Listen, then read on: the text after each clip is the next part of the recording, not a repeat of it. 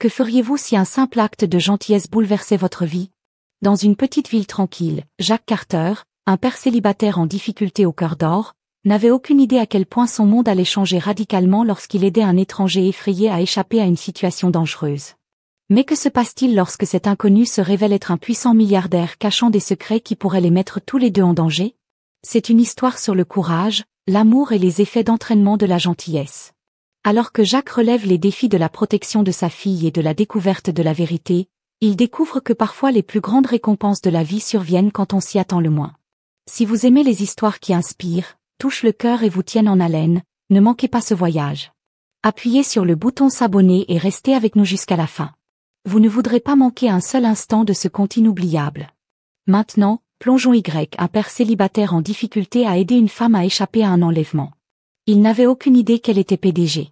Les lumières de la station-service clignotaient faiblement sur le ciel d'un noir profond tandis que Jacques s'essuyait les mains avec un chiffon, l'odeur d'huile et d'essence s'accrochant à ses vêtements. Il était près de minuit et le monde extérieur était silencieux, à l'exception du bruissement occasionnel du vent à travers les arbres clairsemés bordant l'autoroute. Jacques, un homme solide et aux yeux doux, se déplaçait avec la précision de quelqu'un habitué aux longues heures. Il était fatigué, mais la pensée de sa fille de 8 ans, Emma, qui l'attendait à la maison le faisait tenir le coup. Jacques jeta un coup d'œil à la vieille horloge accrochée au mur. Il était 23h42. Presque là, marmonna-t-il. Rassembler ses outils et se préparer à fermer la nuit s'était déroulé sans incident, une bénédiction rare dans son travail. Gérer une petite station-service n'était pas glamour, mais cela leur permettait de se nourrir et de garder un toit au-dessus de leur tête. Alors qu'il cherchait l'interrupteur, un léger son attira son attention. Au début, il crut que c'était le vent, mais ensuite il revint. Une voix faible et désespérée, un appel à l'aide. Jacques se figea les oreilles en se tendant. Le son devint plus fort, accompagné de pas précipités. Tout à coup, la porte vitrée de la gare s'est ouverte avec fracas. Une femme trébucha à l'intérieur, s'agrippant au cadre de la porte pour se soutenir. Son visage était pâle, sa respiration irrégulière et ses yeux parcouraient follement la pièce. On aurait dit qu'elle avait couru pour miles. Sa robe autrefois élégante était déchirée et une légère ecchymose se formait sur sa tempe. « S'il te plaît, Alta-TL » sa voix à peine au-dessus d'un murmure. « Aide-moi. » Jacques s'est immédiatement avancé, son instinct s'est manifesté. « Madame, êtes-vous blessée? » « Ce qui s'est passé ?» demanda-t-il d'une voix calme mais ferme. La femme chancela et Jacques tendit la main pour la stabiliser. Elle tressaillit à son contact, sa peur palpable. En arrivant, elle s'étrangla avant que ses jambes ne cèdent. Jacques la rattrapa juste à temps, la faisant tomber au sol. Son esprit s'emballait. Qui était-il? Dans quel genre d'ennui cette femme s'était-elle retrouvée? Et pourquoi avait-elle choisi cette station comme refuge? Très bien, tu es en sécurité maintenant, dit Jacques, essayant de la rassurer. Laisse-moi te chercher de l'eau. Il se précipita derrière le comptoir, attrapa une bouteille dans le petit réfrigérateur et revint. La femme sirotait en tremblant, ses mains tremblantes. Avant que Jacques puisse la pousser davantage, les phares percèrent l'obscurité à l'extérieur. Un SUV noir entra sur le parking de la gare, son moteur bourdonnant de façon inquiétante, l'estomac de Jacques se serra. Le véhicule n'appartenait à aucun de ses clients réguliers et ce n'était pas le genre de voiture qu'on voyait souvent dans leur petite ville tranquille. Les yeux de la femme s'écarquillèrent de terreur. « C'est eux » murmura-t-elle, la voix tremblante. Jacques regarda par la fenêtre, le cœur battant. 2 hommes sortirent du SUV, leurs silhouettes se détachant nettement sur les faisceaux des phares. Ils se déplaçaient avec détermination, scrutant la zone. Jacques pouvait voir l'éclat de quelque chose de métallique sur la hanche d'un homme, une arme. Peut-être n'a-t-il pas eu le temps de penser qu'il avait agi. « Reste bas » dit-il à la femme, « suis-moi ». Il la conduisit à l'arrière de la gare où un petit entrepôt contenait des pièces de rechange et des produits de nettoyage. Il la fit entrer et lui murmura, « Reste ici, ne fais pas de bruit, je m'en occupe. » La femme lui saisit le bras, les yeux suppliants. « Ne sors pas là-bas, ils te feront du mal. » Jacques secoua la tête. « Je dois m'assurer qu'ils ne viennent pas ici, fais-moi confiance. » Fermant doucement la porte, Jacques recula dans la zone principale de la gare, l'esprit emballé. Ce n'était pas un combattant, mais il avait appris à penser debout. Les années passées en tant que père célibataire avaient perfectionné sa capacité à rester calme sous pression. Les 2 hommes entrèrent, leurs lourdes bottes résonnant sur le carrelage. L'un d'eux, un homme costaud au crâne rasé, s'est approché du comptoir. « Salut » dit-il d'une voix grasse. « Nous recherchons quelqu'un, une femme. Tu as vu quelqu'un passer par ici ce soir ?» Jacques garda son expression neutre. Non, nuit plutôt calme. Les yeux de l'homme se plissèrent alors qu'il jetait un coup d'œil autour de la gare. Tu es sûr de ça? Positif, répondit Jacques, croisant les bras, juste moi ici.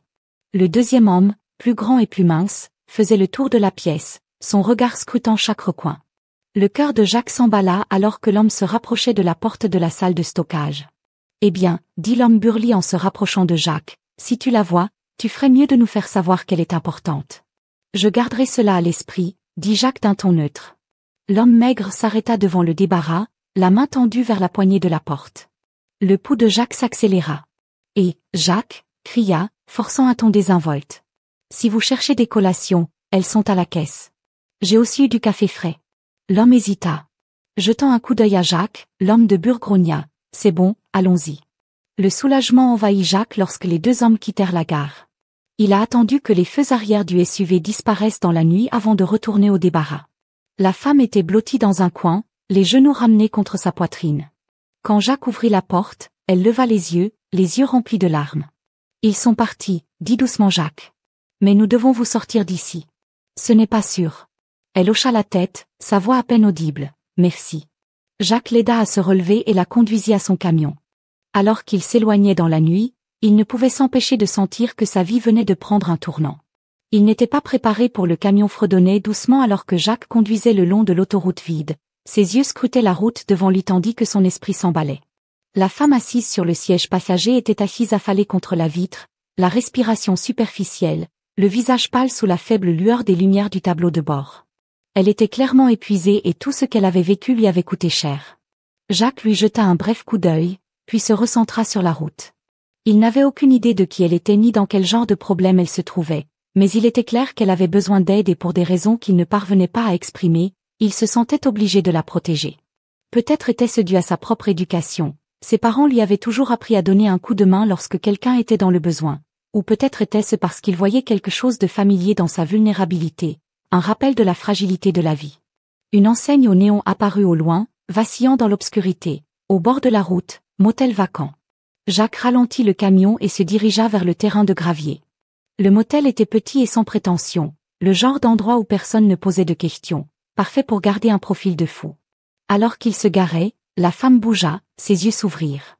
Elle cligna des yeux de confusion avant de regarder Jacques, sa voix étant à peine un murmure. Où sommes-nous? Juste un endroit sûr pour se reposer pour la nuit? Jacques répondit, son ton calme et ferme. Tu as traversé beaucoup de choses, allons-y, rentre à l'intérieur. Il l'a aidée à sortir du camion. Remarquant à quel point elle était instable sur ses pieds. Elle s'appuya sur lui pour obtenir son soutien alors qu'ils approchaient du bureau du motel. À l'intérieur, un homme plus âgé était assis derrière le comptoir et regardait une petite télévision. Il leva à peine les yeux lorsque Jacques glissa de l'argent sur le bureau et demanda une chambre. Quelques minutes plus tard, il se trouvait dans une chambre modeste avec du papier peint délavé et un lit simple. Jacques guida la femme pour qu'elle s'assoie, puis attrapa une chaise pour lui. « Tu as besoin de quelque chose ou de l'eau, de la nourriture ?» a-t-il demandé. Elle secoua lentement la tête. « Moi, je ne sais même pas par où commencer. » Jacques se pencha en avant, posant ses coudes sur ses genoux. « Prends ton temps, » dit-il doucement. « Quoi qu'il en soit, tu es en sécurité maintenant. » Pendant un moment, elle ne dit rien, ses mains agrippant le bord du lit. Puis sa voix brisa le silence. « Ils allaient me tuer. » Ses yeux se remplirent de larmes. Je ne sais pas comment je me suis enfui ni pourquoi ils n'ont pas terminé le travail. La mâchoire de Jacques se serra. Quel qu'il soit, il lui avait clairement fait un numéro. « Tu sais qui ils sont ?» demanda-t-il prudemment. Elle hésita puis secoua la tête. Je le pense, mais je n'en suis pas sûre. Tout est flou. » Jacques hocha la tête, sentant sa réticence à en dire davantage. Il n'a pas poussé. Au lieu de cela, il se leva et attrapa une bouteille d'eau dans le petit réfrigérateur. En le lui remettant, il a dit, « Bois ça. Vous devez rester hydraté. » Elle prit la bouteille avec tremblement, réussissant à adresser un léger merci. Jacques la regarda un moment avant de se diriger vers la fenêtre. Le parking était vide, à l'exception de son camion et de quelques autres voitures encore. L'anis lui picotait la nuque alors qu'elle sirotait l'eau. Jacques se tourna vers elle. « Tu devrais te reposer. Je vais veiller. »« Tu n'es pas obligé de faire ça, » dit-elle, sa voix se brisant légèrement. « Tu ne me connais même pas. » Jacques lui fit un petit sourire rassurant. « Peut-être pas, mais je sais ce que ça fait de se sentir le monde contre soi. Parfois, Nous avons tous besoin de quelqu'un pour nous aider à sortir de l'obscurité. Ses yeux brillaient de larmes contenues, mais elle hocha la tête et s'allongea sur le lit. Quelques minutes plus tard, elle s'endormit, sa respiration se stabilisant. Jacques était assis près de la fenêtre, le regard fixé sur le parking. Le calme de la nuit lui semblait presque trop parfait et il ne pouvait pas secouer le fait, sentant que quelque chose n'allait pas. Au fil des heures, ses pensées se tournèrent vers Emma, elle dormait probablement profondément à la maison, ignorant la tournure étrange que sa nuit avait prise. Jacques soupira en se passant la main sur le visage. La vie n'avait pas été facile depuis qu'il avait perdu sa femme. Concilier travail, parentalité et deuil laissait peu de place à autre chose. Pourtant, il risquait sa sécurité pour un étranger. Ce n'était pas logique, mais c'était la bonne chose à faire. Ses réflexions furent interrompues par le faible grondement d'un moteur. Les yeux de Jacques se tournèrent vers le parking où une berline noire arrivait. Ses vitres étaient teintées et la façon dont elle se glissait dans les lots lui faisait froid dans le dos. Il se leva lentement, le cœur battant. La berline s'est garée quelques places plus loin, le moteur au ralenti, personne n'en est sorti. La prise de Jacques sur le rideau se resserra alors qu'il regardait dehors pour essayer de mieux voir. Sans attirer l'attention, une silhouette émergea finalement du siège du conducteur, un homme de grande taille vêtu d'une veste sombre. Il se dirigea vers le bureau du motel. Ses mouvements, délibérés. L'instinct de Jacques criait au danger. Se retournant vers la femme, il lui secoua doucement l'épaule. « Réveille-toi, il faut y aller. » Elle remuait ses yeux lourds d'épuisement. « Quoi, que se passe-t-il » Inquiété ? Dit simplement Jacques. « Peux-tu faire la guerre ?» Elle hocha la tête, même si ses mouvements étaient lents. Jacques attrapa les clés de son camion et l'aida à se relever. Alors qu'il sortait par la porte arrière du motel, il entendit le carillon de la porte du bureau. L'homme était à l'intérieur maintenant, posant probablement des questions. Jacques la conduisit au camion aussi rapidement et silencieusement que possible. Ils sont montés dedans et il a démarré le moteur. Le grondement du camion semblait assourdissant dans la nuit calme. Il recula lentement, en prenant soin de ne pas attirer l'attention, puis quitta le motel, s'effaçant au loin. Pendant un moment, aucun d'eux ne parla. La femme était assise, tenant la bouteille d'eau, les jointures blanches. Jacques gardait les yeux sur la route, son esprit s'emballant. « Merci », dit-elle finalement, la voix tremblante. Jacques lui jeta un bref coup d'œil, son expression illisible. « Accrochez-vous, dit-il, nous allons trouver une solution. » La nuit était calme alors que le camion de Jacques roulait sur la route sinueuse de banlieue, ses phares traversant l'obscurité. Sur le siège passager, la femme, dont il ne connaissait toujours pas le nom, était assise en silence, les mains agrippées à la bouteille d'eau qu'il y avait donnée. L'adrénaline de leur évasion avait diminué, la laissant épuisée mais tendue, ses yeux se dirigeant vers chaque ombre à l'extérieur de la fenêtre. Jacques lui jeta un coup d'œil alors qu'ils approchaient de sa maison. « Ce n'est pas grand-chose, dit-il à voix basse, mais c'est sûr. Ma fille dort, alors essaie de garder les choses calmes. D'accord ?» La femme hocha la tête, sa voix à peine audible. « Merci. » Le camion s'est garé dans l'allée d'une petite maison modeste à la peinture écaillée et au porche usé. La lumière du porche vacillait légèrement, projetant une douce lueur sur les marches de l'entrée. Jacques se gara, coupa le moteur et expira, dit-il ainsi en sortant et en lui ouvrant la portière passager. Elle hésita un instant, puis le suivit dans ses pas, prudente. Le parfum chaud du bois et de légères traces de lavande l'accueillaient, un contraste réconfortant avec le motel stérile auquel elle était habituée. Alors que Jacques fermait doucement la porte, une petite voix brisa le silence. Papa, une petite fille aux cheveux blonds ébouriffés et aux yeux endormis est sortie du couloir, tenant un lapin en peluche usé. Le visage de Jacques s'adoucit immédiatement. « Emma, chérie, pourquoi es-tu debout ? Il est tard. » « J'ai entendu le camion, » dit-elle en se frottant les yeux. Son regard se tourna vers la femme, la curiosité illuminant son petit visage. « Qui c'est ?» Jacques s'approcha et prit Emma dans ses bras. « Juste quelqu'un qui a besoin d'un peu d'aide, c'est tout. Elle va rester ici un moment. » Les yeux d'Emma s'écarquillèrent d'excitation. « Tu peux rester dans ma chambre si tu veux, » proposa-t-elle sincèrement. « Je peux dormir sur le canapé. » Les lèvres de la femme se courbèrent en un léger sourire. « Merci, mais tout ira bien partout où ton père me mettra. » Jacques rit. « D'accord, gamin, retourne au lit le grand jour de demain. » Emma fit la moue mais hocha la tête, jetant un dernier regard curieux à la femme avant de retourner dans le couloir. Jacques montra à la femme une petite chambre d'amis à l'arrière de la maison. La chambre était simple, juste un lit jumeau, une commode et une fenêtre avec des rideaux usés, mais elle était propre et calme. « Ce n'est pas le Ritz, mais ça fera l'affaire, » dit Jacques. Elle regarda autour de ses épaules, se détendant pour la première fois depuis leur rencontre. C'est parfait, vraiment. Merci, Jacques hocha la tête. Je vais chercher des couvertures et de l'eau.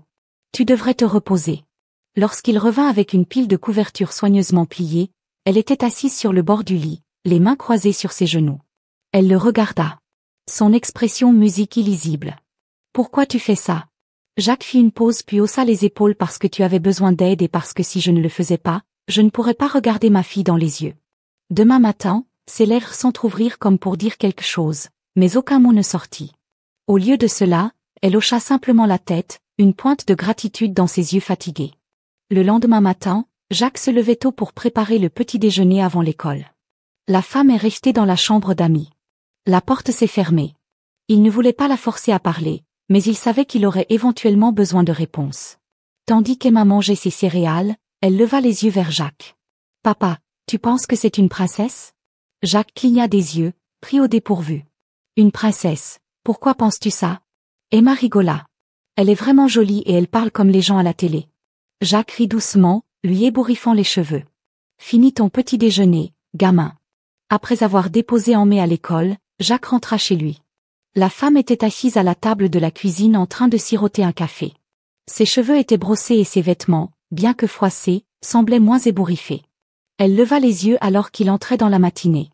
Dit-elle doucement, « Matin. » Répondit Jacques en se versant une tasse de café. Il s'assit en face d'elle, le silence entre eux étant lourd de questions inexprimées. « Je vais bientôt partir, dit-elle soudain. Je ne veux pas créer de problème ici. Vous l'avez déjà fait.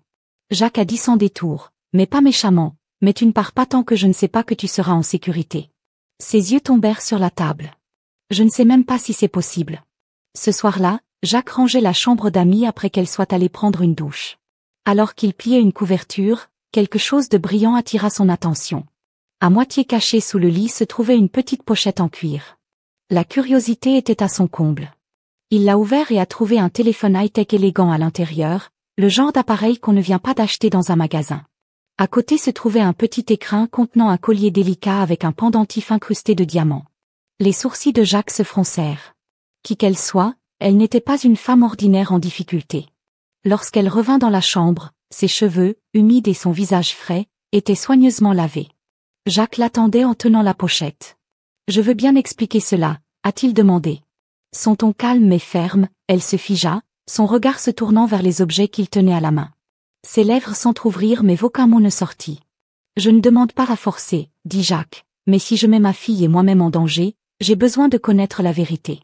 Qui es-tu vraiment et pourquoi te poursuivent-ils » Ses épaules s'affaissèrent, le poids de ses secrets pesant visiblement sur elle. Elle croisa son regard, ses yeux remplis de quelque chose entre la peur et la résignation. « Moi, c'est compliqué. » Commença-t-elle, la voix tremblante. L'air dans la petite maison était chargé de tension. Jacques se tenait près du comptoir de la cuisine, les bras croisés, attendant une réponse. La pochette en cuir qu'il avait trouvée gisait sur la table.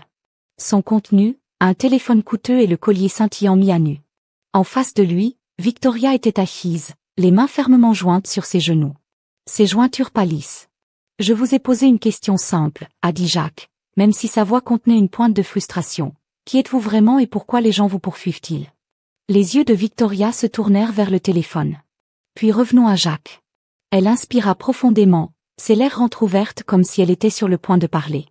Mais ensuite elle a hésité. « Je te l'ai dit », commença-t-elle d'une voix douce mais ferme. « Je suis quelqu'un qui s'est retrouvé pris au mauvais endroit, au mauvais moment. » La mâchoire de Jacques se serra. Ce n'est pas une réponse. Elle bougea inconfortablement, évitant son regard. « C'est la vérité », expira Jacques brusquement en se frottant la nuque. « Écoute, je n'essaie pas de me mêler de ta vie, mais ma fille est dans cette maison. Si vous causez des ennuis ici, j'ai besoin de savoir exactement à quoi j'ai affaire. » Victoria tressaillit à la mention d'Emma. « Je ne la mettrai jamais en danger, » dit-elle d'une voix légèrement montante.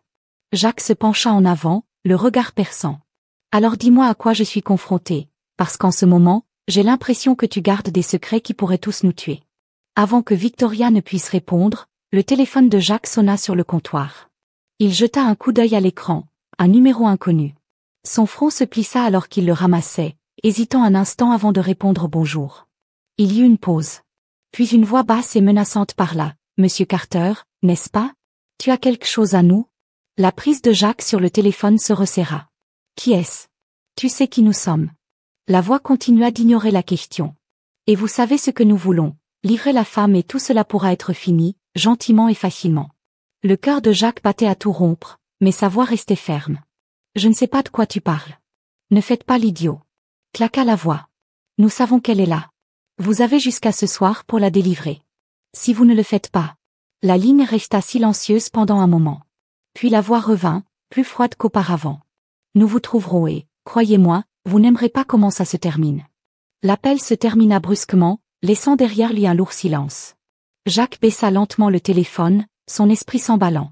Qu'ont-ils dit? La voix de Victoria brisa le silence, aiguë et pleine d'urgence. Jacques se tourna vers elle. Son expression illisible. Ils savent que tu es là. Ils veulent que je vous livre. Le visage de Victoria s'était vidé de ses couleurs, elle se leva rapidement, sa chaise raclant le sol. Tu ne peux pas les laisser me trouver, dit-elle d'une voix tremblante. Jacques l'étudia attentivement. Vous semblez en savoir beaucoup plus sur eux que vous ne le prétendez. Soin d'expliquer. Elle se figea, les mains serrées en poing à ses côtés. Je ne peux pas, tu ne peux pas ou tu ne le feras pas. Jacques pressa des larmes qui lui montèrent aux yeux, mais elle les repoussa. C'est compliqué, dit-elle. Enfin, si je te le dis, ça ne fera qu'empirer les choses pour toi, pour Emma. Jacques secoua la tête, sa patience à bout. Les choses vont déjà mal, Victoria. Je viens de recevoir une menace de mort de la part de quelqu'un qui sait où j'habite. Alors ne reste pas là à me dire que ça va empirer si tu ne me racontes même pas toute l'histoire. Les épaules de Victoria s'affaissèrent, comme si le poids du monde pesait sur elle. Elle se détourna, arpentant la petite cuisine. Finalement, elle arrêta son dos vers Jacques. Je ne voulais pas que tout cela arrive, dit-elle doucement. Je n'ai rien demandé. Jacques s'approcha, son ton s'adoucissant. Alors aide-moi à comprendre. Qui sont-ils? Pourquoi sont-ils après toi? Victoria se tourna vers lui. Son expression, un mélange de peur et de désespoir. Là-bas, c'était lié au travail, a-t-elle admis. Je ne peux pas en dire plus. Mais ils veulent quelque chose de moi, quelque chose que j'ai, ou du moins ils pensent que je l'ai. Jacques fronça les sourcils. Et le collier, le téléphone, est-ce que ceux-là sont connectés aussi? Victoria hésita puis hocha lentement la tête. Le téléphone contient des informations sensibles, si elles tombent entre de mauvaises mains. Elle a laissé entendre clairement ce qu'elle voulait dire. Jacques la regarda, essayant de tout comprendre. Il ne connaissait pas l'histoire, mais il en savait assez pour comprendre que Victoria était en grave danger et, par extension, allait-il bien? Dit-il finalement, voici ce que nous allons faire. Vous allez rester ici, faire profil bas et déterminer votre prochain mouvement. Je m'occupe du reste. Les yeux de Victoria s'écarquillèrent. Tu ne peux pas, je peux. Jacques l'interrompit fermement, et je le ferai. J'ai eu affaire à pire que quelques voyous à gages. Mais j'ai besoin que tu me fasses confiance et que tu sois honnête à partir de maintenant. Elle hocha la tête, même si le doute persistait dans son expression. Je ne sais pas comment te remercier, n'est-ce pas, Jacques? Dis simplement, restez en sécurité. Alors que Jacques quittait la pièce, son téléphone sonna à nouveau. Cette fois, c'était un message du même numéro inconnu. Tu manques de temps, Carter. Jacques regarda le message, la mâchoire serrée. Quel que soit le danger que Victoria avait fait menacer sa vie, il n'allait pas reculer. Ni maintenant, ni jamais. L'air du matin était calme et lourd, comme si le monde lui-même retenait son souffle. Jacques se tenait dans la cuisine, une tasse de café fumante à la main. Il n'avait pas beaucoup dormi, son esprit s'emballant avec les événements des derniers jours. De l'autre côté de la table, Victoria était assise tranquillement, les doigts enroulés autour de sa propre tasse. Ses yeux, bien que plus calmes que la nuit précédente, portaient toujours une ombre de peur. La voix joyeuse d'Emma brisa le côté alors qu'elle entra dans la pièce. Son lapin en peluche en pointe, bonjour. Gazouilla-t-elle. Grimpé sur sa chaise habituelle. Jacques réussit à sourire. Série pour enfants du matin, d'accord. Emma hocha la tête avec enthousiasme, son attention se tournant vers Victoria. Tu te sens mieux aujourd'hui? Demanda-t-elle innocemment. Victoria hésita puis sourit doucement. Oui, merci Emma, tu es très gentille. Jacques regardait The Exchange, ses instincts de détective protecteur s'éveillant. Il devait trouver un moyen de mettre fin à cette situation avant qu'elle n'empire. Plus tard dans la matinée, alors qu'Emma jouait dans le jardin, Jacques se tenait à la fenêtre en sirotant son café. Quelque chose a attiré son attention, un SUV noir qui tournait au ralenti au bout de la rue. C'était le même type de véhicule qu'il avait vu la nuit. Victoria est tombée par hasard sur sa station-service. Son estomac se serra. Il posa la tasse et se rapprocha de la fenêtre, le regard fixé sur le véhicule. La vitre du conducteur était légèrement baissée, mais il ne pouvait pas distinguer la silhouette à l'intérieur. « Jacques !» La voix de Victoria le tira de ses pensées. Il s'est retourné aussi. Je la vois debout sur le pas de la porte. Son expression, méfiante, « Il y a une voiture dehors. » dit-il d'un ton bas, du même type que celui d'avant. Son visage pâlit et elle se dirigea vers la fenêtre, regardant derrière le rideau. « Ils nous ont trouvés. » murmura-t-elle, la panique s'insinuant dans sa voix. Jacques posa une main ferme sur son épaule. « Reste calme, je m'en occupe. » Le SUV s'est avancé et s'est arrêté juste de l'autre côté de la rue. La mâchoire de Jacques se serra tandis que deux hommes sortaient, leur mouvement délibéré. Il reconnut l'un d'eux comme étant l'homme qu'il avait interrogé à la station-service. « Reste à l'intérieur. » Jacques a ordonné fermement à Victoria. « Garde Emma à la maison. »« Qu'est-ce que tu vas faire ?» demanda-t-elle, la voix tremblante. « Parlez-leur. » dit simplement Jacques, même s'il savait que ce ne serait pas si facile. Il sortit sur le porche, fermant la porte derrière lui. Les deux hommes étaient déjà à mi-chemin de l'allée. Leurs yeux se sont fixés sur lui. « Eh bien, dit le plus grand, un sourire narquois jouant sur ses lèvres. « On dirait que tu es resté occupé, Carter. » Jacques croisa les bras, son expression illisible. « Vous êtes une intrusion. » Se retourner et laisser le deuxième homme, plus trapu et plus agressif, regarder, rire. « Nous ne sommes pas là pour discuter, mon pote.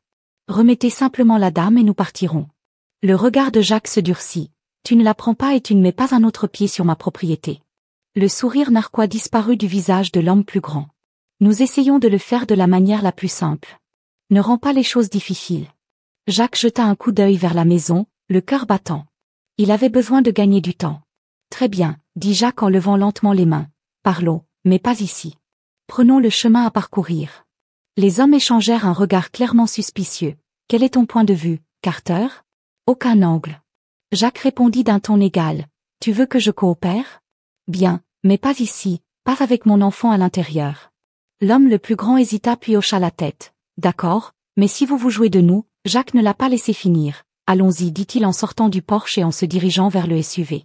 Une fois qu'ils furent à une distance sur de la route, Jacques se tourna pour leur faire face. « Écoute, je ne sais pas ce qu'elle a fait pour t'énerver, mais tu ne la comprends pas. Alors pourquoi ne nous évitez-vous pas tous ces ennuis et reculez-vous » L'homme trapu ricana. « Tu te prends pour une sorte de héros ? Vous ne savez pas à qui vous avez affaire. » Jacques a tenu bon. « Peut-être pas, mais j'en sais assez pour voir que tu as peur d'elle. C'est pourquoi vous la poursuivez au lieu de lui faire face directement. » Le commentaire a touché une corde sensible. L'expression de l'homme plus grand s'assombrit, mais avant qu'il puisse répondre, le téléphone de Jacques sonna dans sa poche. Il jeta un coup d'œil à l'écran, un texte de Victoria. « Ils sont armés, ne les laissez pas vous emmener. » Le pouls de Jacques s'accéléra, mais il resta extérieurement calme. « C'est votre dernière chance. » Il a dit, « Éloignez-vous. » L'homme trapu fouilla dans sa veste, mais Jacques fut plus rapide. Il s'est précipité en avant, attrapant le poignet de l'homme et le tordant, le forçant à laisser tomber l'objet, un couteau. L'homme le plus grand s'avança vers Béant, mais Jacques se tourna brusquement, son poing se joignant à la mâchoire de l'homme. Les deux hommes reculèrent momentanément, stupéfaits. « Tu as 1 minute pour sortir d'ici, » dit Jacques, sa voix glaciale. Les hommes échangèrent un regard, puis retournèrent précipitamment au SUV. Le véhicule reprit vie et partit à toute vitesse, laissant un nuage de poussière dans son sillage. Jacques retourna à la maison, son adrénaline toujours à son comble. Victoria le rencontra à la porte, le visage gravé d'inquiétude. « Es-tu ? » « Ça va, très bien, » dit-il d'un ton bourru. La frôlant, elle le suivit dans le salon. « Jacques, je dois te dire quelque chose. » Il se tourna pour lui faire face, ses yeux se plissant quoi. Elle hésita, puis prit une profonde inspiration. « Ces hommes, ce ne sont pas de simples voyous. Ils travaillent pour quelqu'un au sein de mon entreprise. » Jacques figea ses mots. « De quoi tu parles ?» La voix de Victoria tremblait. « Je ne sais plus à qui je peux faire confiance, mais quelqu'un dans mon entourage veut me retirer du tableau et est prêt à tout pour que cela se produise. » Jacques la regarda, l'esprit ébranlé. « Pourquoi ne me l'as-tu pas dit plus tôt ? J'essayais de te protéger, dit-elle doucement. Mais maintenant je vois que je ne peux pas faire ça seule. » Jacques passa une main dans ses cheveux, la frustration bouillonnant sous la surface. « Nous ne pouvons pas rester ici, » dit-il finalement. « Fais tes valises. Nous partons ce soir. » Victoria hocha la tête. Son expression résolue. « Où irons-nous ? Quelque part ? Ils ne nous trouveront pas, répondit Jacques. Mais où que ce soit, nous ne nous arrêterons pas tant que nous n'aurons pas trouvé comment y mettre fin. Le camion bourdonnait régulièrement tandis que Jacques roulait sur la tranquille autoroute. Le soleil avait commencé sa lente descente, projetant une chaude lueur orange sur le paysage à côté de lui. Victoria était assise en silence, le regard fixé sur l'horizon. Elle semblait plus calme maintenant, même si la tension dans sa posture suggérait que son esprit était loin d'être à l'aise. Jacques lui jeta un bref coup d'œil, ses mains se resserrant sur le volant. Il avait passé la majeure partie de la journée à conduire, mettant le plus de distance possible entre eux et le danger qui les menaçait. Depuis quelques heures, ni l'un ni l'autre n'avaient beaucoup parlé, leurs pensées semblant consumées par le poids de leur situation. Finalement, Victoria rompit le silence. « Merci », dit-elle doucement, sa voix presque étouffée par le bourdonnement du moteur. Jacques lui jeta un nouveau coup d'œil, haussant un sourcil. « Pourquoi ? Pour tout ?» Elle a répondu. « Pour m'avoir aidé, pour t'être mis en danger alors que tu n'étais pas obligé de le faire. » Elle fit une pause puis ajouta. « Peu de gens feraient ça. » Jacques haussa les épaules. « C'est ce que ferait toute personne honnête. » Victoria laissa échapper un rire doux et humoristique. « Vous seriez surpris du nombre de personnes qui tournent dans l'autre sens lorsque les choses se compliquent, il roule un peu plus loin avant que Jacques ne parle à nouveau. Tu n'arrêtes pas de dire que les gens sont après toi, mais tu ne m'as pas dit pourquoi. Que se passe-t-il exactement ?» Victoria hésita, ses doigts jouant avec l'ourlet de sa manche. « Ce n'est pas facile à expliquer. » Elle dit, « Bien, et c'est moi. » Jacques a répondu. Soupira-t-elle en s'appuyant contre le siège. « Je dirige une entreprise, une grande. Il ne s'agit pas seulement de gagner de l'argent, il s'agit de garder une longueur d'avance, de déjouer la concurrence et de prouver constamment que j'appartiens à un monde dominé par des gens qui ne pensent pas que je mérite d'y être. » Jacques ne répondit pas immédiatement. Laisser ces mots pénétrer ressemble à beaucoup de pression. Il a dit, « Finalement c'est le cas, a-t-elle admis, et quelque part en cours de route, je me suis fait des ennemis, des gens qui feraient tout pour me voir échouer. C'est qui est après moi. Ils pensent que j'ai quelque chose qui pourrait les ruiner. » Jacques lui jeta un coup d'œil. Il fronça les sourcils, n'est-ce pas? Victoria hésita encore avant de secouer la tête. Pas comme ils le pensent, mais cela ne leur importe pas, tant que je serai une menace, ils ne s'arrêteront pas. Pendant un moment, aucun d'eux ne parla, le poids de ses paroles s'installant entre eux. Puis Jacques rompit le silence. « Je comprends, » dit-il doucement. Victoria le regarda surprise. « Tu fais ?»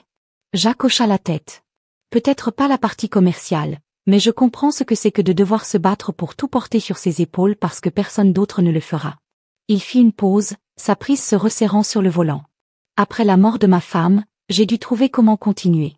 J'avais une fille dont je devais m'occuper, des factures à payer, une vie à reconstruire. Ce n'était pas facile mais je n'avais pas le choix. Tu fais juste ce que tu as à faire. » Victoria l'étudia, son expression s'adoucissant. « Tu dois l'aimer beaucoup, dit-elle, Emma. » Jacques sourit faiblement. « Elle est tout. Chaque décision que j'ai prise depuis le jour de sa naissance a été pour elle. » Victoria hocha la tête, son regard tombant sur ses genoux. « J'envie ça. » A-t-elle admis, avoir quelqu'un qui en vaut la peine. Le camion entra dans le terrain de gravier d'un roadside dîner, son enseigne au néon vacillant contre le crépuscule. Jacques coupa le moteur et se tourna vers Victoria. « La semaine, on s'arrête un peu ici, on mange quelque chose, on se dégourdit les jambes. » Victoria hocha la tête et le suivit à l'intérieur. Le restaurant était calme, avec seulement une poignée de clients dispersés sur les stands. Une serveuse les accueillit avec un sourire fatigué et les conduisit à une table dans un coin. Alors qu'ils attendaient leur nourriture, le téléphone de Victoria sonna. Elle jeta un coup d'œil à l'écran, son expression sombre. « Excusez-moi », elle murmura, se tenant debout et sortant pour prendre l'appel. Jacques la regarda partir, un sentiment de malaise gorin s'installant dans son intestin à l'extérieur. Victoria a répondu à l'appel, sa voix nette et basse. « Qu'est-ce que c'est ?» Une voix frénétique à l'autre bout a répondu. « Nous avons un problème. Le conseil d'administration est dans le chaos. Ils appellent à une réunion d'urgence. » Le cœur de Victoria a coulé. Pourquoi quelqu'un a divulgué des informations sensibles, des détails sur les contrats avec nos plus grands partenaires. Les médias le ramassent déjà. Victoria serra sa mâchoire. Savons-nous qui est derrière? Pas encore, mais la voix a hésité. C'est peut-être quelqu'un à l'intérieur et à qui qu'il soit, il nourrissait cela aux mêmes personnes qui vous recherchent. L'emprise de Victoria au téléphone s'est resserrée. Gardez-moi au courant, je vais le gérer. Alors qu'elle terminait l'appel, elle se tourna pour trouver Jacques s'appuyant contre le mur extérieur du dîner. Ses bras croisés. « Tu vas bien ?» demanda-t-il, sa voix calme mais sondant. Victoria hésita puis hocha la tête. Il suffit de travailler. Jacques haussa un sourcil. Travailler des trucs qui se rattachent aux gens qui vous poursuivent. Victoria se figea les yeux, élargissant comment j'ai entendu assez. Jacques a dit, ce n'est pas seulement vous, n'est-ce pas? Il s'agit de votre entreprise.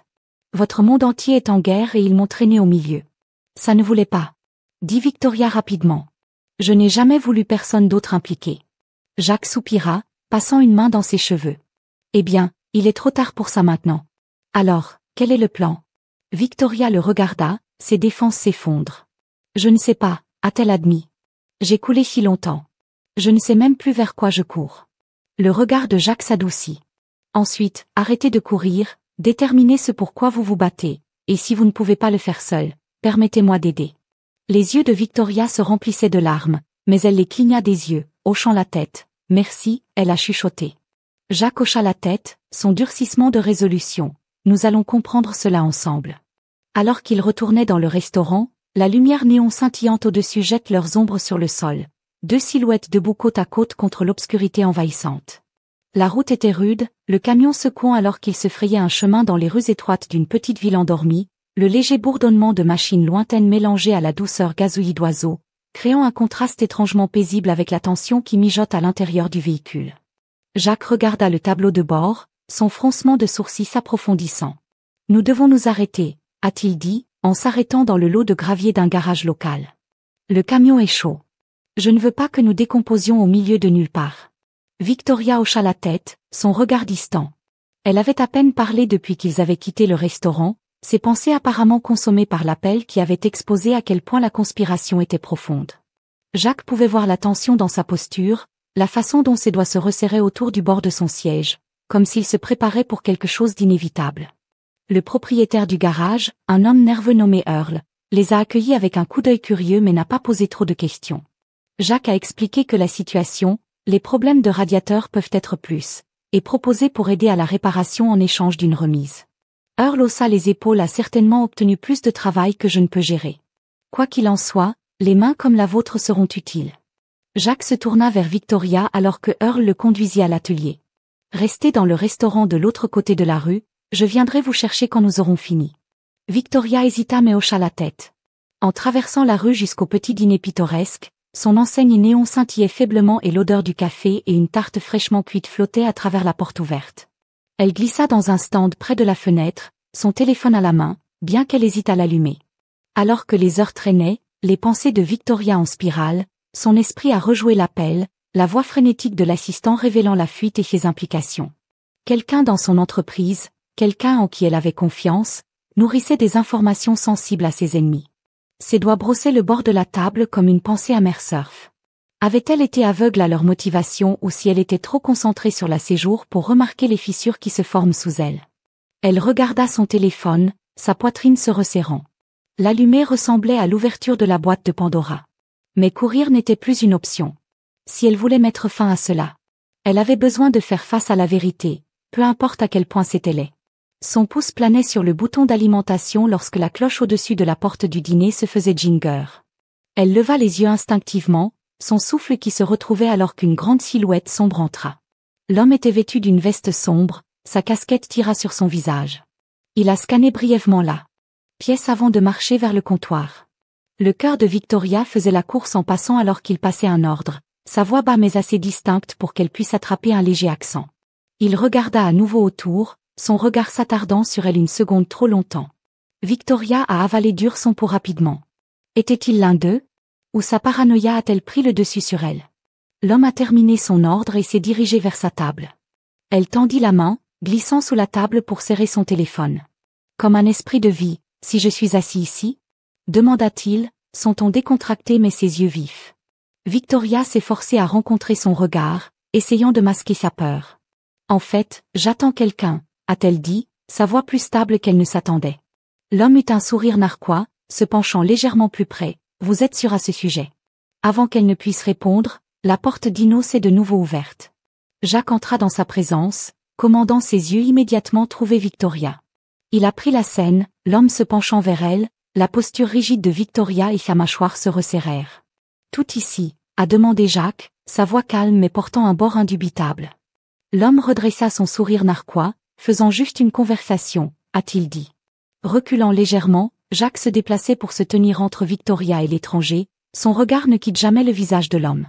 Elle n'est pas intéressée, dit-il catégoriquement. L'homme leva les mains en simulation, abandonne son sourire narquois. Détendez-vous, mon pote, pas de mal.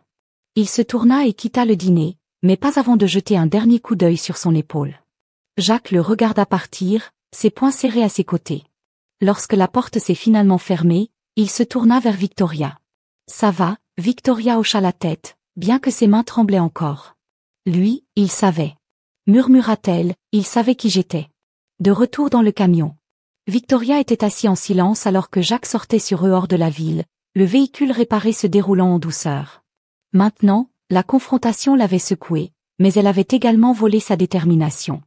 Je ne peux pas, continuer à courir, dit-elle finalement, la voix silencieuse mais ferme. Jacques la regarda, son expression illisible. Qu'est-ce que tu dis? J'ai besoin de faire face à cela. Elle a répondu. Quiconque est derrière ça? Ils m'ont déjà pris trop. Je ne les laisse plus prendre. Jacques hocha lentement la tête, son respect pour sa croissance. Il a dit, quel est le plan? Victoria hésita, puis se tourna vers lui. J'aurai besoin de votre aide, a-t-elle admis. Jacques gloussa sec, comprenait autant. Malgré la tension, un petit sourire tira sur les lèvres de Victoria. Merci, dit-elle doucement. La prise de Jacques sur la roue se resserra, sa résolution correspondant aux siennes. Nous allons le découvrir, mais si nous faisons cela, nous le faisons intelligemment. Alors que le camion disparaissait sur l'autoroute, les lumières de la petite ville s'estompant au loin, Victoria ressentit un sentiment d'espoir. Pour la première fois depuis des semaines, elle n'était pas seule. L'horizon de la ville se profilera alors que le camion de Jacques naviguait dans les rues animées. Victoria était assise silencieusement sur le siège passager, sa mâchoire se serra, ses mains reposant tendument sur ses genoux. Le poids de sa décision de retourner dans son entreprise était évident dans chaque ligne de sa posture. Jacques lui a jeté un coup d'œil, sa présence constante la gênant alors qu'elle se préparait à affronter la tempête en l'attendant. « Vous êtes sûr de cela ?» a demandé Jacques, sa voix calme mais bordée de préoccupation. Victoria hocha la tête, bien que le sentiment du doute dans ses yeux trahissait son appréhension. « Je ne peux pas continuer à courir.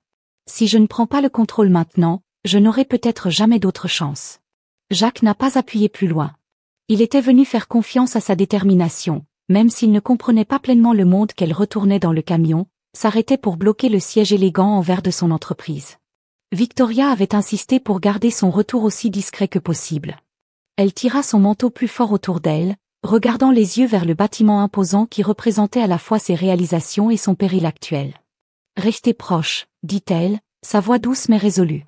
Jacques a fait un petit signe de tête. « Je ne vais nulle part. » Alors que Victoria entrait par une entrée latérale, elle a évité le hall principal où les caméras, les yeux curieux pourraient l'attraper. Le personnel de sécurité qu'elle a réussi l'a à peine reconnue, grâce aux dispositions minutieuses qu'elle avait prises avec son assistante de confiance, Claire. À l'intérieur de l'ascenseur, elle prit une profonde inspiration, se volant pour ce qui nous attendait.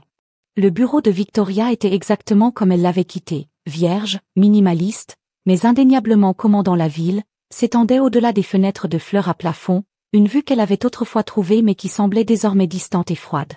CLA la saluait avec une expression soulagée, ses cheveux noirs tirés dans un chignon serré. « Dieu merci, tu es de retour, » dit-elle d'un ton silencieux. « C'est le chaos depuis votre départ. » Victoria lui faisait geste pour fermer la porte. « J'ai besoin de réponses, Claire. » « Qui est derrière ça ?» Claire hésita, jetant un coup d'œil à la tablette dans ses mains. « J'ai creusé, mais quiconque a orchestré ceci est bon, ils ont couvert leurs traces. » Eh bien, les fuites pointent vers quelqu'un en haut, mais je ne peux pas déterminer qui. La mâchoire de Victoria se resserra. Commencez par les membres du conseil d'administration. Recherchez les transactions récentes, les réunions. Quelque chose d'inhabituel? CLA hocha la tête. J'ai déjà signalé quelques écarts. Je vais les envoyer à votre serveur privé. Bon et clair. La voix de Victoria s'adoucit, soyez prudent. Celui qui est n'hésitera pas à poursuivre quelqu'un sur leur chemin. Alors que Victoria travaillait sans relâche dans son bureau, Jacques est resté dans le parking à proximité. Son camion s'est garé de manière discrète. Il avait insisté pour rester proche juste au cas où les choses se passaient sur le côté.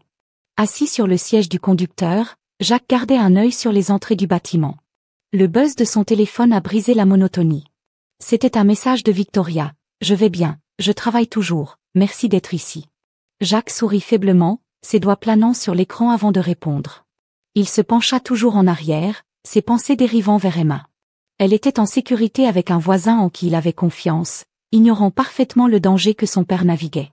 Jacques sentit une pointe de culpabilité mais la poussait de côté. En ce moment, garder Victoria en sécurité était sa priorité. Quelques heures plus tard, alors que les lumières de la ville illuminaient le ciel sombre, Victoria se tenait devant la salle de conférence où elle avait appelé une réunion d'urgence. INS Side était assis aux membres du conseil d'administration qu'elle était venue suspecter, Daniel Harris, un homme poli avec un sourire facile qui a fait trémousser sa nature fardée. Victoria entra, ses talons cliquant sur le sol en marbre. Harris leva les yeux. Son expression illisible, Victoria. Il a dit en douceur, de retour sitôt. Je pensais que vous preniez du temps personnel. Coupez l'acte, Daniel. Victoria a dit son ton tranchant. Je sais ce que tu as fait. Harris se pencha en arrière sur sa chaise, son sourire narquois, exaspérant. Je ne sais pas de quoi tu parles. Ne jouez pas stupide. Victoria cassée, se rapprochant. Les fuites, le sabotage, tout vous ramène. Le sourire narquois de Harris s'estompa légèrement, remplacé par un scintillement de gêne. Vous ne pouvez rien prouver. Victoria sourit froidement. Pas encore, mais je le ferai un instant. Aucun d'eux n'a parlé. La tension épaisse dans l'air. Puis Harris se pencha en avant, sa voix tombant. Vous auriez dû rester à l'écart, Victoria. Vous ne comprenez pas le genre de personnes avec lesquelles vous avez affaire. Montre-moi, dit Victoria, croisant les bras. Harris hésita puis soupira. Ils sont plus gros que toi, plus gros que moi. Ils ne se soucient pas des dommages collatéraux. Si vous continuez à pousser, vous le regretterez. Le ventre de Victoria a tourné, mais elle a refusé de faire preuve de peur. Laissez-les venir, dit-elle fermement. Je ne les laisserai pas gagner. Alors que Victoria quittait la réunion, ses mains tremblaient légèrement, mais sa détermination était plus forte que jamais. Elle est retournée à son bureau, où CLA lui a remis un nouvel ensemble de documents, la preuve des liens de Harris avec le groupe La Ciblant. Les preuves n'étaient pas terminées, mais c'était suffisant pour commencer à tourner la marée. Quand elle est finalement retournée dans le camion, Jacques attendait, sa présence régulière la gênant à nouveau. Il n'a pas posé des questions, détectant le poids de ce qu'elle venait de faire face. Je dois aller plus loin, dit Victoria, sa voix basse mais déterminée. Si je veux protéger tout ce que j'ai construit et tous ceux qui me tiennent à cœur, je dois y mettre fin. Jacques hocha la tête, son expression sérieuse. Alors faisons un plan. Alors que le camion s'éloignait de l'horizon de la ville brillante, Victoria ressentit une étincelle d'espoir. Avec Jacques à ses côtés, elle ne combatte plus cette bataille seule. L'horizon de la ville était éblouissante la nuit, une mer de lumière scintillante qui reflétait l'énergie et l'ambition de ceux qui vivaient à l'intérieur. Jacques a ajusté sa cravate pour la 3e fois alors qu'il sortait du camion, son inconfort avec la soirée à venir écrite clairement sur son visage. Emma, en revanche, avait l'air ravie, les yeux écarquillés d'excitation, alors qu'elle tenait la main de Jacques. « Papa, regarde ce bâtiment !» s'exclama-t-elle, pointant vers la structure en verre imposante ornée de lumière scintillante. Jacques leva les yeux, supprimant un soupir. « C'est quelque chose de bien, marmonna-t-il. » Victoria avait insisté pour les inviter au gala d'entreprise, promettant que c'était à la fois une célébration et une occasion de renforcer leur alliance contre les forces qui travaillaient contre elle. Jacques n'était pas entièrement convaincu, mais il savait qu'elle n'aurait pas demandé si ce n'était pas important. « Allons-nous vraiment rencontrer un tas de gens de fantaisie ?» a demandé Emma, tirant sur la main de Jacques. Jacques lui sourit, semble être comme ça. Alors qu'ils entraient dans la grande salle de bal, Jacques ne pouvait s'empêcher de se sentir hors de propos. La chambre était ornée de lustres scintillants, de sols en marbre élégant et de participants élégamment habillés se mélangeant sur des verres de champagne. Un quatuor à cordes a joué doucement dans le coin, ajoutant à l'ambiance sophistiquée.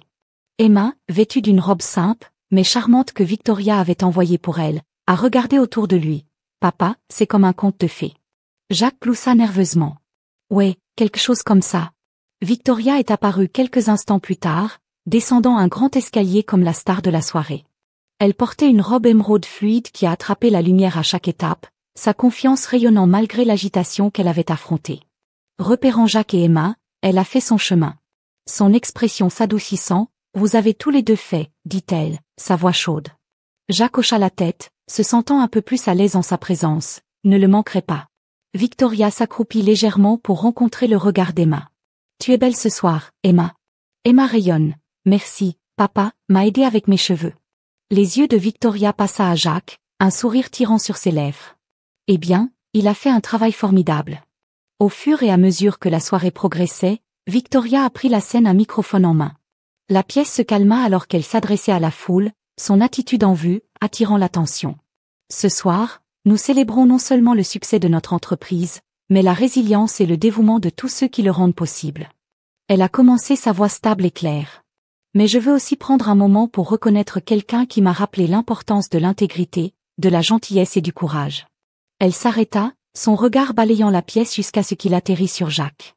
Jacques Carter, a-t-elle dit. Son adoucissement de la voix m'a montré ce que signifie vraiment soutenir ce qui est juste, même face au danger.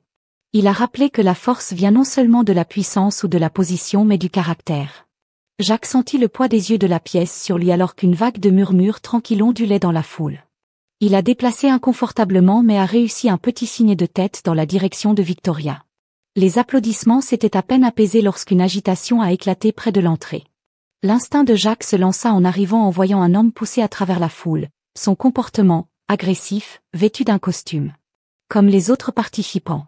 Il aurait pu passer pour un invité, sinon pour l'ensemble du temps de ses épaules et la façon dont ses yeux se détachaient dans la pièce. La main de Jacques se déplaça instinctivement pour guider Emma derrière lui. Victoria a remarqué le changement dans sa posture et a suivi son regard. « Le reconnaissez-vous » murmura-t-elle. Jacques hocha la tête grimpère. Il était au restaurant. Il est l'un d'eux. Avant que Victoria ne puisse répondre, la voix de l'homme a sonné à haute voix et victoire. Victoria Langston. La pièce se tait, tous les yeux se tournant vers la source de la soirée, alors que Jacques se tenait dans le calme du salon en regardant Emma dormir sur le canapé avec son lapin en peluche, il s'est retrouvé à réfléchir sur le tourbillon des événements qui avaient amené Victoria dans leur vie. Son monde avait été petit, axé sur la survie et à fournir à Emma, mais maintenant tout était différent. Il y avait un sentiment de possibilité, une étincelle de quelque chose savait. Jacques exhala profondément, passant une main dans ses cheveux. Il ne savait pas ce que l'avenir tenait, mais pour la première fois depuis longtemps, il avait l'impression de ne pas y faire face seul. Le soleil du matin a coulé à travers les fenêtres de la modeste maison de Jacques, baignant le salon dans une lumière dorée douce. Emma était assise en tailleur sur le sol, son lapin en peluche perché sur ses genoux alors qu'elle fredonnait une mélodie et disposait ses crayons sur la table basse. Jacques se tenait dans la cuisine en sirotant son café, la regardant avec un petit sourire. La scène simple était différente maintenant, comme si un poids qu'il n'avait pas réalisé qu'il portait avait été levé. La vie était tombée dans un nouveau rythme. Après le gala, les dangers qui les avaient autrefois immigrés par rapport à eux semblaient désormais éloignés, remplacés par un sentiment d'espoir silencieux mais régulier. Jacques travaillait toujours de longues heures à la station-service, mais il y avait quelque chose de plus maintenant, une étincelle de possibilités qu'il n'avait pas ressentie depuis des années. Le téléphone de Jacques a bourdonné sur le comptoir et il l'a ramassé pour trouver un email à un entrepreneur local lui offrant un poste plus rémunéré en tant que mécanicien. C'était un travail pour lequel il n'avait pas postulé, mais qui correspondait parfaitement à ses compétences. Il n'avait pas besoin de demander à savoir qui était derrière. Victoria avait toujours fait attention à ne pas dépasser, mais son toucher était indubitable. Jacques a posé le téléphone avec un soupir, un mélange de gratitude et de réticence qui le lave. Accepter l'aide n'avait jamais été facile pour lui, mais il ne pouvait pas nier que ses efforts silencieux avaient fait une différence. La voix d'Emma a brisé ses pensées. « Papa, puis-je te montrer ma photo ?» Jacques sourit et s'approcha. Accroupi à côté d'elle. Elle a tenu un dessin de 3 personnages de bâton debout sous un fils jaune vif. « C'est toi, moi et mademoiselle Victoria », a expliqué Emma fièrement. La poitrine de Jacques se resserra en regardant le dessin simple et sincère. « C'est une belle chérie », a-t-il dit, ébouriffant ses cheveux. Emma inclina la tête en étudiant son visage. « Papa, pensez-vous que Miss Victoria reviendra bientôt ?» Jacques hésita, choisissant soigneusement ses paroles. « Je ne sais pas, Emma. Elle a beaucoup de choses importantes à prendre en charge. Mais elle a dit qu'elle nous aiderait toujours. » Emma a dit sérieusement, « Et je pense qu'elle aime être avec nous. » Jacques gloussa doucement. « Vous êtes assez intelligent, vous le savez. » Emma sourit. « Vous dites cela tout le temps. » Plus tard dans la soirée, alors que le soleil plongeait sous l'horizon, une voiture noire familière s'est arrêtée dans l'allée. Jacques sorta sur le porche, son cœur sautant à battement alors que Victoria émergeait, son sourire doux mais radieux dans la lumière décolorante. « J'espère que je ne vous interromps pas, » dit-elle, son ton clair mais provisoire. « Vous êtes toujours les bienvenus ici. » Répondit Jacques, sa voix chaude.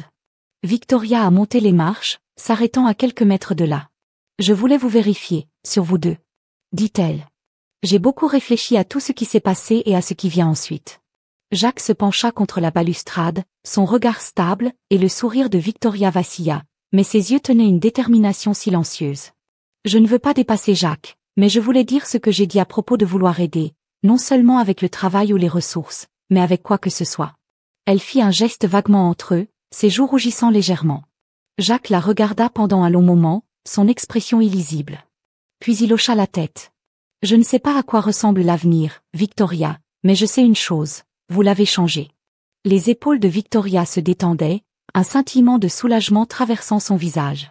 Alors, avez-vous? Répondit-elle doucement. De l'intérieur, la voix d'Emma a appelé. Mademoiselle Victoria, séjournez-vous pour le dîner? Victoria a ri, la lumière sonore et authentique. Si tout va bien avec votre père, elle a rappelé. Jacques sourit, s'écartant pour la laisser entrer. Nous serions heureux de vous avoir. Alors que la soirée se déroulait, Jacques s'est retrouvé à regarder Victoria et Emma interagir, leur rire remplissant la pièce. Pour la première fois, sa maison était plus complète, plus chaude. Il ne pouvait pas prédire ce que demain apporterait, mais pour l'instant ce moment était suffisant. Après le dîner, alors qu'Emma s'est endormie sur le canapé, Jacques et Victoria montaient sur le porche. L'air nocturne frais et calme autour d'eux. Elle est incroyable, a déclaré Victoria, son regard fixé sur les étoiles au-dessus. Elle est. Jacques a accepté. Elle est mon Maud. Victoria se tourna vers lui, son expression sérieuse. Je veux faire partie de ce monde, Jacques, si tu me le laisses. Le cœur de Jacques a gonflé les murs qu'il avait construits autour de lui-même. Ce n'est pas seulement mon choix, a-t-il dit. C'est aussi Emma. Victoria a souri, elle a déjà décidé. Jacques gloussa, secouant la tête. Elle a un moyen de clarifier les choses, n'est-ce pas? Ils se tenaient en silence un instant, le poids des capacités de possibilités tacites se découpant entre eux. En tant que Victoria se prépara à partir, Jacques la marchait vers la voiture, ses pensées tourbillonnant. Avant d'entrer, elle se tourna vers lui, ses yeux brillaient. Ce n'est pas au revoir, Jacques, ce n'est que le début. Il hocha la tête, sa voix stable. Nous verrons où cela nous mène. Victoria sourit, sa main se frottant brièvement avant qu'elle ne monte dans la voiture. Jacques regarda les feux arrière disparaître dans la nuit, un sentiment de paix s'installer sur lui. Plus tard, alors qu'il se tenait sur le porche regardant les étoiles, Jacques a réfléchi à la façon dont sa vie avait changé. Ce n'était pas seulement la présence de Victoria ou les opportunités qu'elle avait créées. C'était la gentillesse qu'ils avaient montrée, la confiance qu'ils avaient construite. L'avenir était incertain, mais pour la première fois depuis longtemps, Jacques se sentait prêt à y faire face, sachant qu'il n'était pas seul. Merci de vous joindre à nous pour ce voyage incroyable, ce voyage de courage, de gentillesse et de connexion inattendue. Nous serions ravis de vous entendre. D'où regardez-vous? Faites-nous savoir dans les commentaires ci-dessous. Cette histoire vous a-t-elle inspiré, vous a-t-il surpris ou peut-être même vous rappelé quelqu'un? Perturbation. L'homme se rapprocha, sa main glissant à l'intérieur de sa veste. Jacques n'a pas attendu pour voir ce qu'il cherchait. Restez ici, a-t-il dit fermement à Victoria, puis s'est déplacé rapidement à travers la foule, sa concentration inébranlable. L'homme avait à peine le temps de réagir avant que Jacques ne l'atteigne, saisissant son poignet et le tordant brusquement. Une petite arme dissimulée claqua au sol, tirant des halètements des spectateurs, pas ici. Jacques grouilla sa voix mais commandant. L'homme a lutté brièvement mais s'est vite rendu compte qu'il était surpassé. L'emprise de Jacques était comme le fer et son sang-froid régulier n'a laissé aucune place à la négociation. Les agents de sécurité se sont précipités quelques instants plus tard, escortant l'homme hors de la salle de bal. La pièce revint lentement à la normale, bien qu'un léger sous-courant de malaise aille. Jacques est retourné à Victoria et Emma, son expression illisible. « Êtes-vous d'accord ?» demanda Victoria, sa voix tremblant légèrement. Jacques hocha la tête, « Il ne vous dérangera plus ce soir, mais ce n'est pas fini. » Le regard de Victoria s'adoucit alors qu'elle tendit la main, plaçant une main sur son bras. « Merci, dit-elle tranquillement. Emma a culminé par derrière Jacques, les yeux écarquillés. « Papa, tu es la super-héros ?» Jacques gloussa sa tension, se relâchant légèrement. Quelque chose comme ce gamin. Alors que la nuit se terminait, Victoria se retrouva debout avec Jacques sur le balcon. L'air nocturne frais, un contraste bienvenu avec la chaleur de la salle de bal. Je ne m'attendais pas à ça. Victoria a admis sa voix à peine au-dessus d'un murmure. Jacques se pencha contre la balustrade, son regard sur les lumières de la ville. Vous devez toujours vous attendre à l'inattendu, surtout maintenant. Victoria hocha la tête, ses pensées lourdes. Je commence à penser que je ne pourrais pas faire ça sans toi. Jacques se tourna vers elle, son expression sérieuse. Vous êtes plus fort que vous ne le pensez, mais vous n'avez pas à le faire seul. Pendant un instant, ils se tenaient en silence, le lien tacite entre eux plus fort que les mots. La nuit s'était installée dans un calme paisible. Alors que Jacques conduisait le camion dans les rues tranquilles, les lumières de la ville se décollant au loin, Emma s'est assise sur la banquette arrière, fredonnant doucement son lapin en peluche caché sous un seul bras. À côté de Jacques, Victoria regarda par la fenêtre, son expression contemplative. Le gala s'était terminé sur une note élevée, mais la tension sous-jacente de la confrontation a persisté entre elles. Merci, Victoria, dit soudainement, sa voix coupant le silence. Jacques la regarda brièvement. Pourquoi? Pour tout? Elle a répondu. Pour me tenir près de moi, pour m'avoir protégée, pour être juste toi. Jacques a rendu l'accent sur la route. Je faisais juste ce qui devait être fait. Victoria sourit faiblement. Vous dites toujours cela, mais c'est plus que cela. Peu de gens se seraient mis en jeu comme vous. Jacques n'a pas répondu immédiatement, son emprise sur le volant se resserrant légèrement. Vous êtes plus fort que vous ne le pensez, Victoria. Vous auriez pu le manipuler. Peut-être, a-t-elle admis. Mais cela semble beaucoup moins seul en sachant que quelqu'un est dans mon coin. Ils sont arrivés dans la modeste maison de Jacques peu plus tard. La vue chaleureuse et familière de la lumière du porche a fait remonter Emma. Papa, puis-je avoir du cacao chaud avant de me coucher? Demanda-t-elle, sa voix teintée d'espoir. Jacques gloussa. Vous avez passé une grande nuit, Kido, Coco, Salé. Alors qu'Emma se glissait à l'intérieur, Jacques et Victoria s'attardaient sur le porche. L'air nocturne était net, portant la faible parfum de pin. Victoria se pencha contre la balustrade, son regard réfléchi. Jacques. Elle a commencé, c'est ton sérieux. Je sais que tu es un homme fier, mais je veux t'aider. Jacques fronça légèrement les sourcils, croisant les bras. Aidez-moi comment? Je vois à quel point vous travaillez dur pour donner à Emma une bonne vie, a déclaré Victoria, et je sais à quel point vous avez sacrifié. Vous méritez une pause, des ressources, des opportunités, tout ce dont vous avez besoin pour faciliter les choses. La mâchoire de Jacques se resserra. J'apprécie l'offre, mais je ne veux pas être le cas caritatif de quelqu'un. Ce n'est pas une charité, a déclaré Victoria fermement. C'est de la gratitude. C'est moi que je reconnais que vous avez fait plus pour moi que je ne pourrai jamais rembourser et je veux le payer. Jacques détourna les yeux, le poids de ses paroles s'installant sur lui. J'ai toujours géré les choses par moi-même. Il n'est pas facile d'accepter l'aide. Je comprends, dit doucement Victoria, mais pensez grec pour le bien d'Emma si ce n'est pour le vôtre. La porte d'entrée s'ouvrit et Emma a culminé en tenant son lapin en peluche, Mademoiselle Victoria. Victoria tourna son expression adoucissante. Oui, Emma, tu vas rester avec nous? Emma demanda à ses yeux écarquillés remplis de curiosité innocente. Jacques se raidit son regard en se dressant vers Victoria. Victoria s'accroupit au niveau d'Emma, souriant doucement. Je ne suis pas sûre, ma chérie, mais je serai toujours là pour vous aider, vous et votre père, quoi qu'il arrive. Emma a incliné la tête en considérant cette réponse, puis a hoché la tête. D'accord, mais je pense que papa aime vous avoir. Jacques s'éclaircit la gorge, l'arrière de son cou, chauffant. Très bien, Emma, temps pour Coco puis coucher. Emma sourit et grimpe à l'intérieur, laissant les adultes dans un silence légèrement gênant. Victoria se leva en brossant les mains contre sa robe. Elle est tout à fait le petit négociateur, dit-elle avec un rire doux. Jacques gloussa, la tension se retirant légèrement. Elle a un moyen d'obtenir ce qu'elle veut, c'est sûr. Le sourire de Victoria s'estompa, remplacé par une expression plus sérieuse. Jacques, je ne veux pas dépasser, mais avez-vous pensé à la prochaine étape pour vous, pour Emma?